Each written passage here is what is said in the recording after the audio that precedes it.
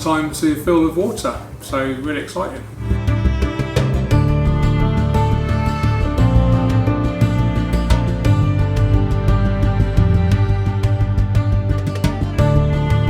Hi everyone, I'm George. I'm Tai. And welcome to another video. We're going to scape Tai's aquarium right here. You may remember Tai from a previous Meet the Scaper, actually one of the most popular Meet the Scaper I've done so far. Bit of background about Tai, he's an ichthyologist, which means he studies fish. He's back home from his work in Brazil. Yep. Our job today is to re-scape his tank. I'll leave a link to the original Meet the Scaper video because this tank looked amazing.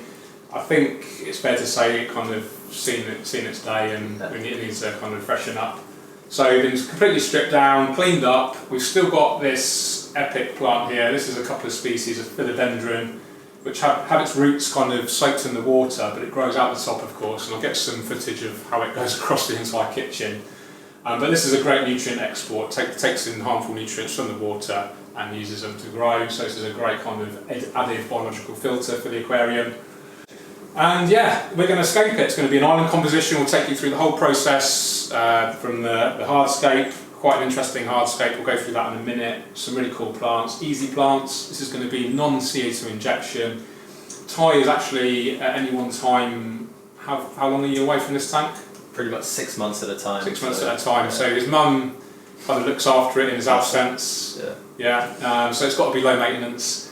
The tank itself is what, 5 feet? Yeah, it's 5 feet by 2 by 1.5. 1.5, so about 500 litres? Yeah, 450 or so. So about 120 gallons or so. Lighting, it was the Kessels, but we've got a couple of Twin Star 600 SPs on here, which you got from Ground Gardens. You got a good deal from those guys. And I ordered the stand from them as well. Got the lighting hanging kit as well. They got in for me in 2 days. That's awesome. So that's good. So yeah, we're going to use some locally collected rocks from Tai's garden. We've got some really nice Manzanita wood. I can't wait to get started. I'm really excited. Me too. I've been really looking forward to this job. So let's get on. Let's go. Okay, so first step is actually to install our rocks or river pebbles or whatever you want to call them. Tai's actually collected these over the last few years from various garden centres. So super cheap, super easy to get hold of. They've just been kind of in his garden for a while. And we've got different sizes, but these are we've got a couple of big pieces like this, and we've got some smaller pieces as well. And we're going to create like a concentric effect around here, like an island.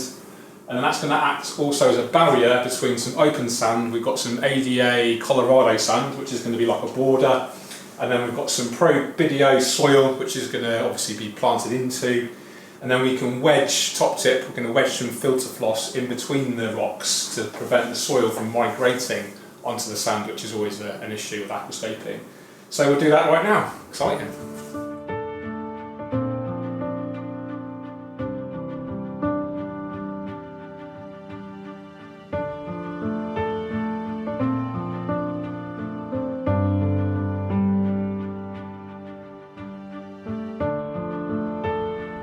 Okay, so that's the rough rock composition we've gone for. We might have a little tweak later, but you can see what we've gone for.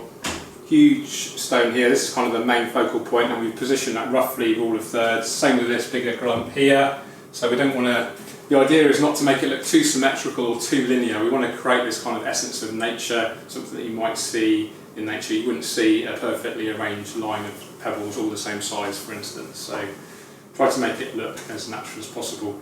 So now I think the next step would be to put the soil in, and then put the sand in, and then we clog the gaps in between the stones with some filter floss.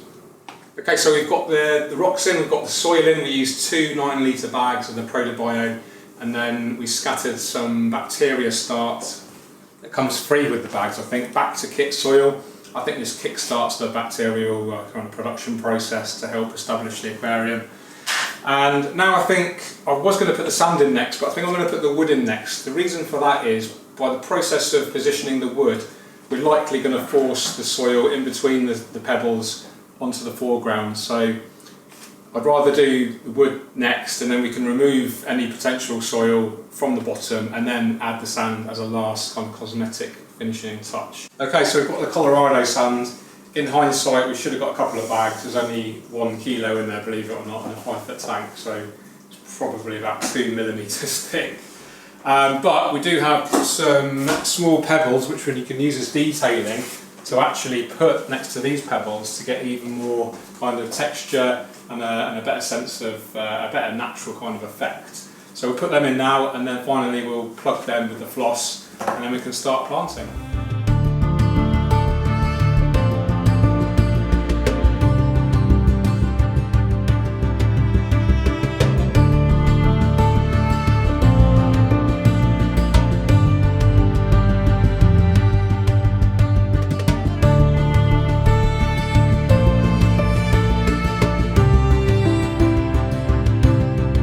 Okay, so Hardscape's complete, really happy with it. We've gone for some smaller pebbles and then some really kind of small pebbles around the outside. And I think this makes it look really natural. Ty's really happy with it, and now it's time for planting. So I'll prepare all the plants, Tropica aquarium plants of course. Going to use lots of epiphytes and then some crypts in the background. Really straightforward, and yeah, can't wait to get planted.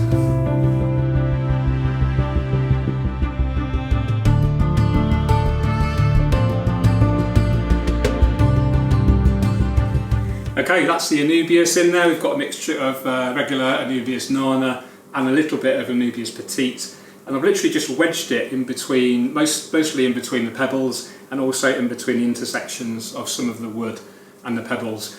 And the really good thing about the positioning of this Anubias is that it's going to be likely to be shaded because it's right at the bottom of the aquarium, and this is great for Anubias. It doesn't like strong light, it thrives in lower levels of light, less likely going to get algae. So this is perfect, and almost how it will grow in nature as well. Okay, we've put loads of crypts in there. We've got a mixture of Albedo Brown, which is a couple of little pockets right at the front. There's some Willisii just behind that, and to the left and right. And then we've mixed up almost randomly some Wenditii Green and some Wenditii Tropica. And there's also some Laganandra Meboldii Red over to the right. And the great thing about mixing the crypt species up almost randomly is it just helps to create this natural texture, the mixture of the colours. It just makes it look super natural.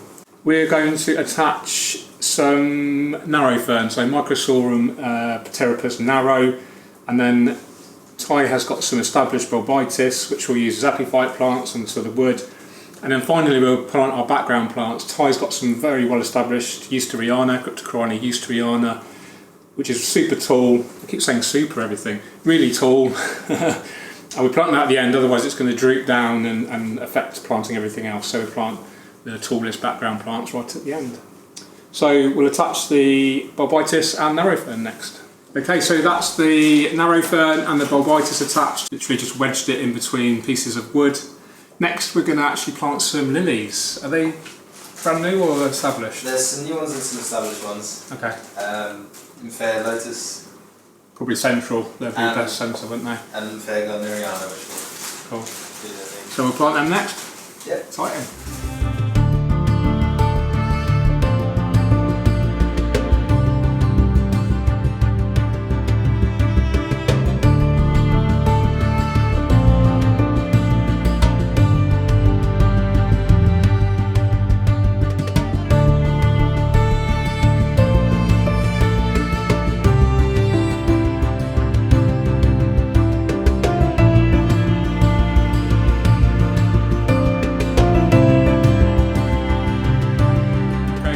Planted now. We've got huge crypts in the background, we've got some lilies in there, we've attached some moss, some Bucophilandra, some Hygrophila pinnatifida, really heavily planted, a mixture of brand new plants and also some plants left over from Tai's original scape.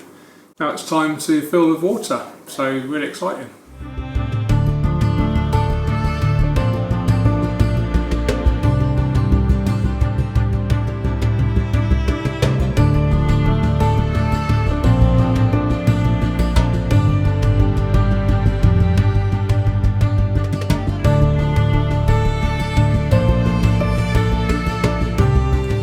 Supernatural? It's not supernatural, but it's super natural. And what else was I going to say, Tai? I was going to say something really interesting. You always say really interesting things.